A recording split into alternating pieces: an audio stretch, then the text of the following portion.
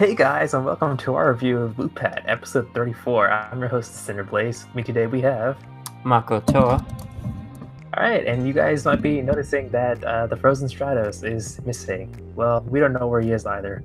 You know on the other videos because we tell you in one of those. So, whatever. Let's just get to the episode itself, which was surprisingly better than we expected. Doesn't mean it was the best, but it was still a pleasant surprise, especially when we didn't have anything to look forward to afterwards watching material. Yeah. Lupat has kind of been the appetizer before the main course. So yeah. let's actually talk about what happened in the episode. But yeah, no. So we got a little bit of depth fleshed out for the Lupinrangers, it wasn't until towards the second half of the episode, I would say, when this happened, This was like an entirely Lupinranger focused episode. If you came in this episode like looking for Patranger stuff, they kind of like took a dookie in your face because it wasn't like they didn't have any screen time. It was like the screen time that they did get was kind of humiliating in a way. But this episode is not about them, so let's just not talk about it. That whole like dream sequence where they're kind of like forced to face their convictions and stuff, I thought that was pretty neat for Blue. I'm not sure what we kind of I don't really like Umika's all too much because like her bond with her classmate was kind of like, I mean, I'm pretty sure they told us in like a previous episode, but it's not as obvious as it is for like Blue because like that was his fiance, and like out of all the character interactions he does have, they at least make that one feel a little authentic. His the one with Red though, his brother looked really creepy the whole time. I don't know what it was, the lighting, the framing, his smile, his face, something was off. I mean, it's supposed to be off because it's an illusion, but it was really off. I don't know. Yeah. It gave something that I think these characters should have had a long time ago. I don't know why we're seeing this now, episode 34.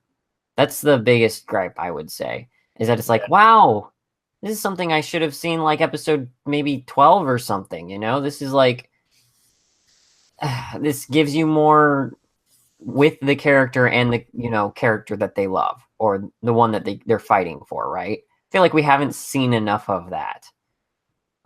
We haven't seen enough backstory in general for some of these characters, so it was like nice, but it's at the same time, is it too little too late? I'm already like kind of... It's not like it's too late. I feel like they didn't build up this episode enough, because a lot of the issues with this episode concern like their conviction, like how they're actually going to go through with their like mission to collect all the Lupin collection pieces. We didn't really have any of that hesitation shown like recently. Like it has been sporadically kind of sprinkled through each episode, and like when we did go back and go to their backstories, because like each one of the Lupinrangers did have an episode where we kind of dwelled on their backstory a little bit, but we didn't like they didn't happen like all bunched up and like recent enough where going into this episode it was like something that we're actually concerned with, like, oh, are they actually going to snap in this crucial moment? But I guess since they wanted to give Lupin Red the power up, it didn't matter for two of them. It made sense, and like it was nice that they all didn't miraculously win, right? Or they all didn't overcome it. The only thing, it feels like the only thing we're still waiting for, honestly, for this show is whether who Silver was fighting for, or Gold, or X, or whatever you want to call him.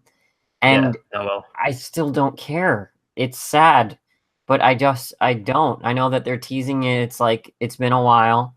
I have someone I'm fighting for too, and then he obviously failed the test because he couldn't hurt the one he was attached to. So it's just, but I don't. This character has not much for me. So I don't know. It was interesting that we got to actually hear what was his name? The Lupin himself, right? Oh yeah. I So don't know. he kind of popped out of a portal for whatever reason to say hi and say you're worthy of my power up. Apparently, Most prized position. prize possession, right? Yeah. I mean, I know like there's a lot of favoritism going towards Lupinrangers, so like that is to be expected. I just hated the way it was kind of like handled because like the Patrangers didn't even really contest it. Not like they should, because you know Lupin is a thief himself, so it would make sense for the I Lupinranger. liked that resolution though. I liked how he's like, I'm not the goody two shoes that everyone wanted me to be. And that was his Yeah, sort of vindication and why he stopped following in the tailcoats of his brother, right? He wanted to be like his brother, he wanted to be good at basketball and all that. And he's like, comparing myself to you, it's just not my thing anymore. So yeah. Actually, it was that is one of it the was good nice. things from that. It Yeah, was because probably the best part of the episode for me. yeah, definitely. Because, that was one of the things that they did kind of build up recently, where Lupin Red is kind of looking at Keitaro and kind of drawing the comparisons to his brother. Looking at So he's random like, children in the beginning of this episode playing basketball and like, giving him a stink eye because he's got that looming memory of his brother every time he sees a basketball. But yeah. yeah.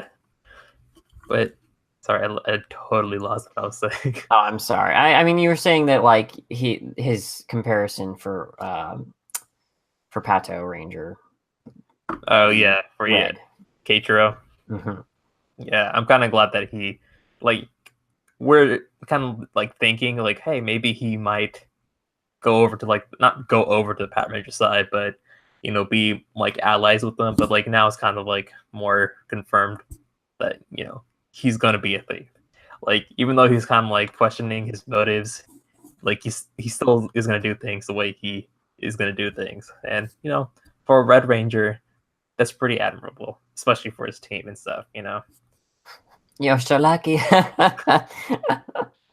up. All right. Do you have anything else for this Yeah, episode? we didn't even talk about the faux villain this episode, which had a lot Oh of my god. weird stuff going on. Like he's got the rock powers. He can.